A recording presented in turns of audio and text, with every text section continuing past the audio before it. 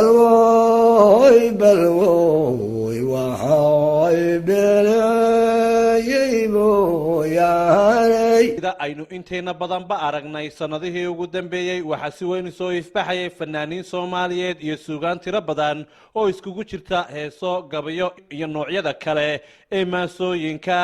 waxana warbaahinta baraha bulshada internetka si weyn u qarqiyay heesaha aan hakad ka lahayn iyo fanaaniinta faraha badan ee samankan sida weyn iskaga daba dhacay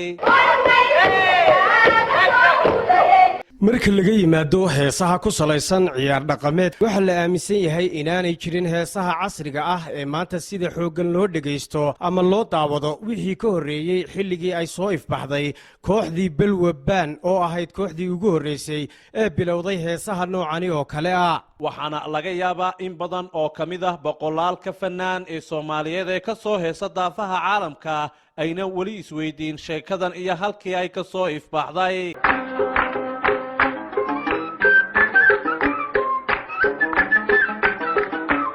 haddaba ma taqaanaa qofkii ugu horeeyay ee Soomaalida u heesa marka laga yimaado ciyaarahaasi dhaqanka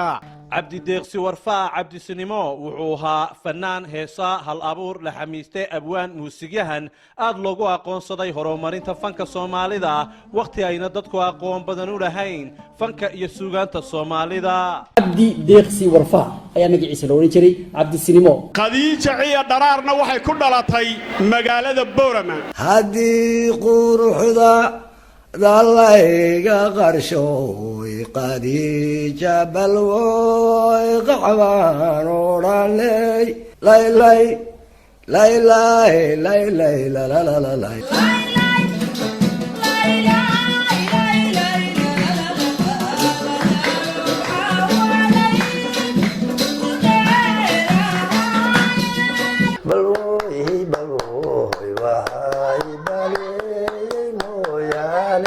عبد السلام iyo qadiija balwo labadii boqor ayaa niga waramaya aniga Umar baa la Umar Deeqsi Warfaa Cabdi Salimo walaalkaygu